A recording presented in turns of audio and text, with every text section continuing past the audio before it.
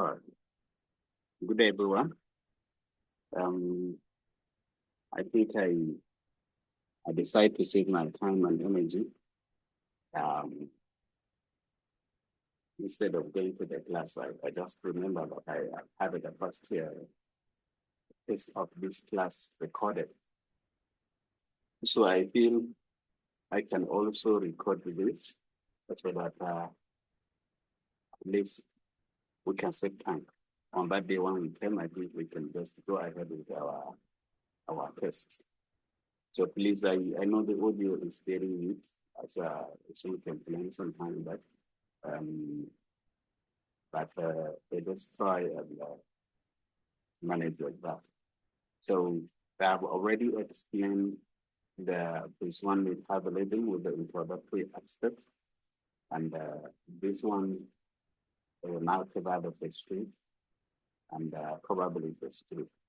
So please try and go through this revision. Remember, it is a revision, so I will just talk about some few things and you add up to what you have learned from the classes we had, so you can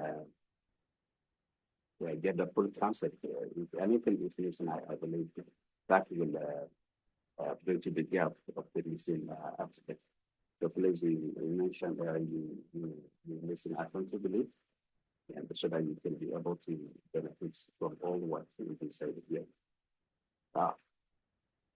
So when we talked about phase 1 and phase 2 reactions in xenobiotics with respect to xenobiotics, and we have already mentioned why these reactions are important, the phase 1 reaction and the phase 2 reaction. So, and the overall aim of these reactions is to actually produce molecules, xenobiotics that can easily be excreted out of the body, because the body does not need these things. Once they come, they need to go. Okay. So we made mention of the reactions involved in phase 1, of which inside mostly in phase 1, you have an introduction of a group, which makes that molecule to undergo the phase 2 reaction. So in phase 2 reaction, this is where an endogenous substrate is added. This endogenous substrate is usually a substrate that can make the molecule more soluble. So you can have a highly soluble molecule attached to this compound so that it will make the overall compound to be soluble. That influences the solubility, and that makes the overall compound to be soluble, and therefore the compound can be a good candidate for easy excretion. This is the essence of phase 2 reactions. And we have a number of phase 2 reactions. And these phase 2 reactions include glucuronidation. We said in glucuronidation, we have an addition of glucuronic acid. And then I think we explained why glucuronic acid instead of even glucose. Glucose even itself is a highly polar molecule. The glucuronic acid, why glucuronic acid? We talked about sulfation, we talked about acetylation, we talked about methylation, amino acid conjugation, glutathione, etc., which I will briefly go through some of those things now, and the example as we discussed in the class. So that is just an overview of these conjugation reactions. In phase 1, phase 2, we talked about we talked about introduction of some certain groups where the phase 2 reactions can take place. Mostly in phase 1 reaction, now you have a xenobiotic that contains an OH group, a carboxyl group, an amino group, and all these are introduced so that they can serve as a point where the phase 2 reaction can take place, or the conjugation reaction can occur with respect to addition of more solar molecule to these compounds. So in glucuronidation, we have some group on xenobiotics where glucuronidation can take place. You can see OH. If you can see my two, so we have a OH, we have a carboxyl group, we have an amino group. These are majorly the areas where From xenobiotics, glucuronidation can possibly take place. Sulfation also, we have OH, amino group, sulfur group, sulfur containing group, or sulfur hydride group. You have methylation also, OH, NH2, acetylation like this, glutathione, and an amino acid conjugation usually occur on a carboxyl group. So you also have reagents. What are the molecules that are used for this type of conjugation reactions? You want to transfer glucuronic acid. How do you transfer glucuronic acid? Do you add just glucuronic acid, or you activate glucuronic acid before it's added to the molecule? We mentioned that the UDP glucuronic acid is used. Phosphoadenosine phosphosulfate is used in the case of sulfation or addition of sulfur group. And S-adenosyl methionine has been used in S-adenosyl, in one carbon transfer usually involved methylation reaction. And I think during the class we talked about the methylation, how the methylation takes place, right? The formation of the S-adenosyl methionine is set from methionine and ATP, where adenosine is transferred to methionine, so from S-adenosyl methionine, and so it's been why even the methyl group can easily be transferred for the formation of S-adenosyl homocysteine. And we also talked about acetylation, and one thing also we mentioned with respect to acetylation is the presence of some of these xenobiotic metabolizing enzymes involved in phase 2 reactions that confer polymorphism. So we say there are some enzymes, mostly acetyl transfers, that shows polymorphism, where they can have this low acetylators and low acetylators. And we have made a mention of why and how these acetylators affect drug metabolism, how it affects easily excretion in the biomass. We also give an example of conjugation by an amino acid. So briefly, I will just go through this and brush over these examples I gave. And this is where we talked about how this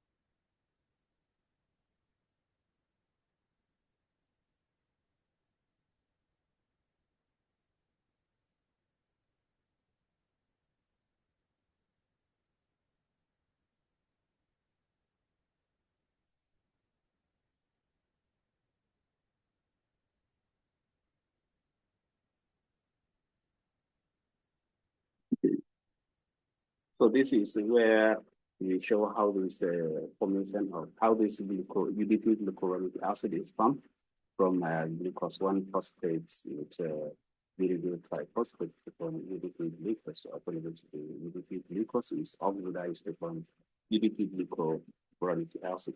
This is the structure of UDP glucuronic acid.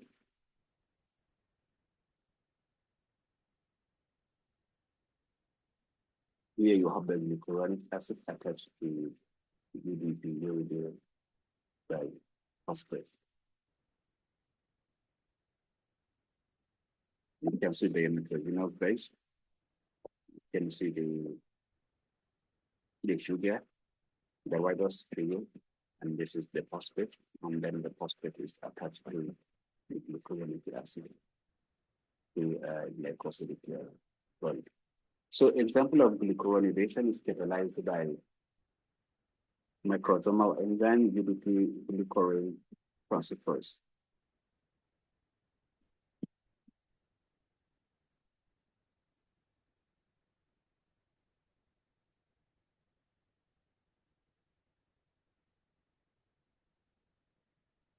Okay, we call it. So This microsomal enzyme UDP glucuronide transferase is involved in the transfer of the glucuronic acid to any xenobiotics to form a glucuronide. And this glucuronide is a molecule that is highly soluble. In most cases, you can have, like we give an example with regard to the liquid, where you can have a molecule that needs more than one glucuronic acid before it becomes more soluble.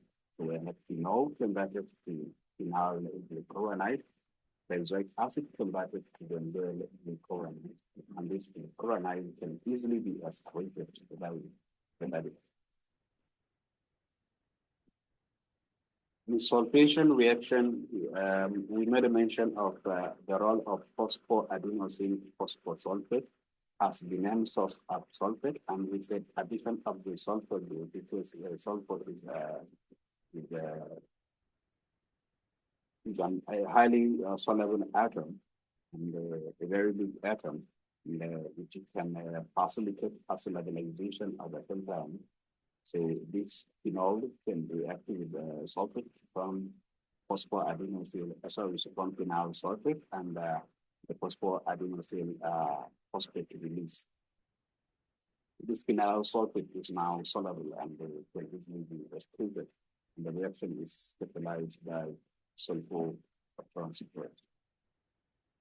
This is the structure of phosphoadenosine phosphosulfate, which we extensively talked about in the different aspects attached to about 23 and the diaphragm of the fabric. In amino acid conjugation, also we talked about how amino acid conjugation facilitates the removal of some of the toxic substances. Here we updated down this to talk about how some compounds as a drug used to clear ammonia in the system. So ammonia is being taken out of the body in form of some amino acids. You can see benzoic acid here can be taken, and benzoic acid can be converted to benzoyl CoA, and that is the activated benzoic acid. Therefore, benzoyl CoA can easily conjugate with glycine to form what we call impurity acid as benzoyl glycine. So benzoyl glycine can be excreted out of the body. So by excreting glycine, it succeeded in excreting ammonia, that of the body. This is usually used in the case of ammonia toxicity. And we also have phenyl butyrate. Phenyl butyrate can also be metabolized through oxidation from acetyl-CoA and phenyl acetate, and phenyl acetate can be ligase with coenzyme E to form phenyl acetyl-CoA. And phenyl acetyl-CoA can easily react with glutamine, and the glutamine can be transferred from phenyl acetyl-glutamine, and the phenyl acetyl-glutamine can be excreted. So excretion of the glutamine is tantamount to excreting 2 ammonium. So ammonium, in the case of ammonium toxicity, these compounds can actually be mixed to facilitate the excretion of ammonium. In glutathione conjugation, we talked about conjugation of glutathione and how glutathione facilitates in the removal of these substances, foreign substances. And one thing we mentioned with regard to glutathione is that when a glutathione is added to molecule, what happens? The molecule is attached to the sulfur group of glycine, because we mentioned that the glutathione is made up of the formic acid, cysteine, and a glycine. So once the sulfur hydrolyl group is attached to the molecule, and then you have a simultaneous removal of the other amino acids, including the glutamine and glycine. So you have more or less, for example, in this case, you have phenylcysteine. And the phenylcysteine will now undergo acetylation reaction usually as the new product from glutathione will now undergo acetylation reaction where an acetyl group is attached. For example, as in this case, we have benzoic acid undergoing glutathione to form phenylcysteine, and this phenylcysteine undergo acetylation where an acetyl group is attached to the primary amine group of the cysteine, thereby giving N-acetyl phenylcysteine, or methoxylic acid, and we said this methoxylic acid is a general name for all the molecules that undergo the anti-evolution. And this methoxylic acid can usually be excreted out in the urine. So we also have acetylation reaction. In acetylation reaction catalyzed by acetyl transferase, and we talked about the polymorphic form of acetyl transferase that is involved in the metabolism of isoniazid, where we get a relation of slow acetylators, tend to live or to have a lot of tend to slow the removal of this isoniazid, and hence the isoniazid can remain a longer time in the system. For isoniazid, they remain a longer time in the system, and that can lead to even toxicity side effects and another things. So this is an example of acetylation where we have xenobiotic undergoing an acetylation by acetyl and acetyl transferase, and you can see how acetyl is attached to this xenobiotic. So we have an example of biotransformation of amphetamine. Amphetamine undergoing the first phase metabolism, phase 1 metabolism through hydroxylation to form a hydroxylated amphetamine, and through the phase 2 metabolism to form a conjugate of a glucuronic acid conjugate. You can see the glucuronic acid conjugate. It's a glucuronide. And we also talked about a pathway for paracetamol metabolism. In the pathway for paracetamol metabolism, we made a mention of the two major pathways through which paracetamol can be metabolized and be taken out of the body, or solubilized to be taken out of the body. One method we said is sulfation reaction or sulfitation, where a sulfur is attached to this compound. And the other method is glucuronidation to form a glucuronide from thereby the paracetamol can either be excreted. And the last one we talked about is the under a certain condition, usually we say the upon overdose or in the danger of alcoholics, when an individual is taking a lot of alcohol. We can have a high excretion of cytochrome 2E1. The cytochrome 2E1 can be induced as well by alcohol. So if somebody who is taking a lot of alcohol can actually induce cytochrome 2E1. Or somebody who is taking an overdose of this, it can induce a lot, when there is a lot of this paracetamol in the system, the other pathway can be activated, which is through cytochrome 2E1. And oxidation through cytochrome 2E1 leads to formation of what we call N-acetylbenzoylamine. And we talked about how this N-acetylbenzoylamine is associated with the opioid stress, and the compound is certainly toxic, so it can actually bind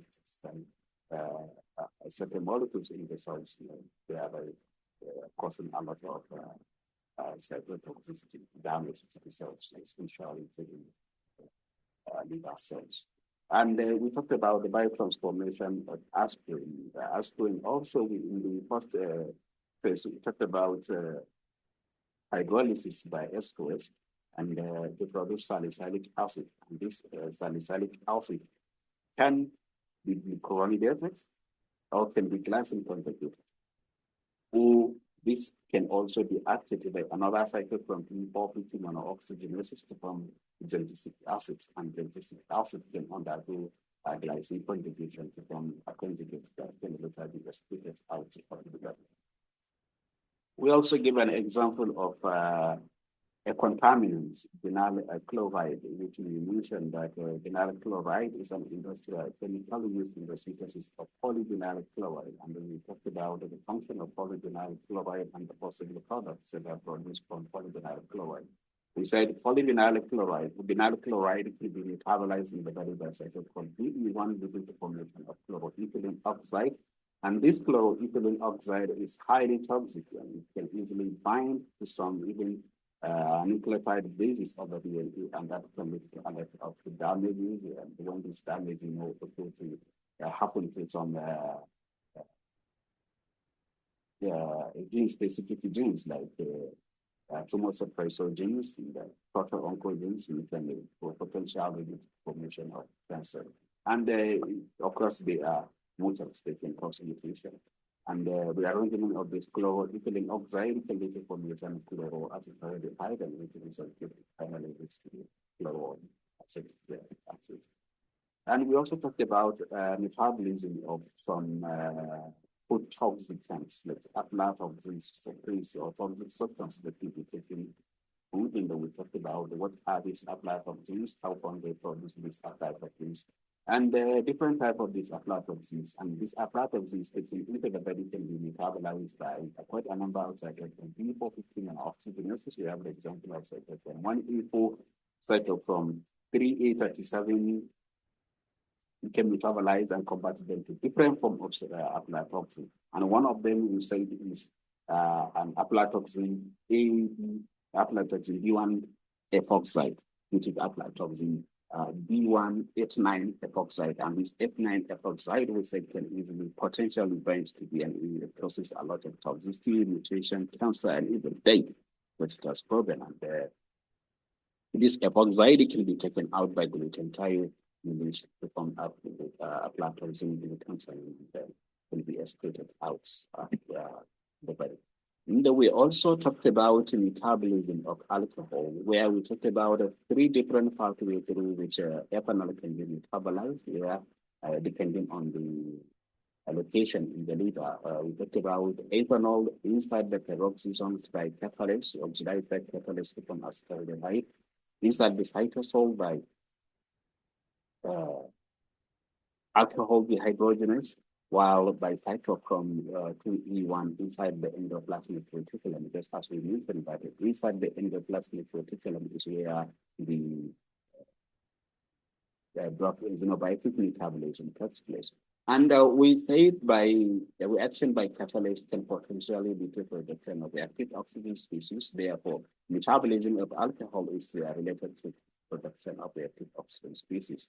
And also inside the cytosol, we say ethanol converted to alcohol converted to acetaldehyde rather can lead to production of reducing equivalent in form of NAD. So you have a high NADH over NAD plus ratio. So also inside the endoplasmic reticulum, you have formation of reactive oxygen species due to the action of cytochrome 2E1. And further, when acetaldehyde, it can be converted inside the mitochondria to acetate and by acetaldehyde dehydrogenase. And this reaction also leads to formation of the reducing equivalent and acetate. So we have a high reducing equivalent in form of NADH plus 3. We have a high ROS production. We have a high acetate. And we said this acetate can, because of high acetate, can lead to production of fatty acid, and that leads to fatty liver. And we said this ROS causes a lot of damage to the brain, a lot of damage to the head, a lot of damage to the kidney. And we talked about this effect of this NADH plus H plus over NAD plus ratio that can lead to the activation of energy production pathway. In British anti-leukocytes, we talked about some drugs that are being taken to detoxify appalling substances. And we said, what are British anti-leukocytes compounds? So, typical example is which is becoming an example of British anti-leukocyte. I gave a history about this, the use of this compound with regard to Second World War. And what this compound to do usually in the presence of heavy metals, because this compound contains a sulfur group, and this sulfur group can easily bind to heavy metals. And classically, we also know that the chemistry of heavy metals is basically attached to their activity, most especially towards some of the active groups in their proteins. And one of these active groups in proteins is talking about sulfur-containing molecules. So even the reactive oxygen species, in most cases, been attributed to ROS production, apart from the many mechanisms of penta-like reactions. We know it's also attributed to hijacking some of these ROS removing pathway involving all these glutathione, all these molecules that are involved in the reactive oxygen, clearance of reactive oxygen species. And so we know that this compound can actually bind to the sulfur-hydryl or sulfur-preferring proteins, and that can cause a lot of damage related to reactive oxygen species. And with addition to other dangerous activities, hepatotoxicity, cytotoxicity generally, that have been activated. So these heavy metals can actually bind to this group, the metaprol, and they can easily be excreted out of the body. So I think let me make it short so that this aspect I will also talk about it briefly and a different recording.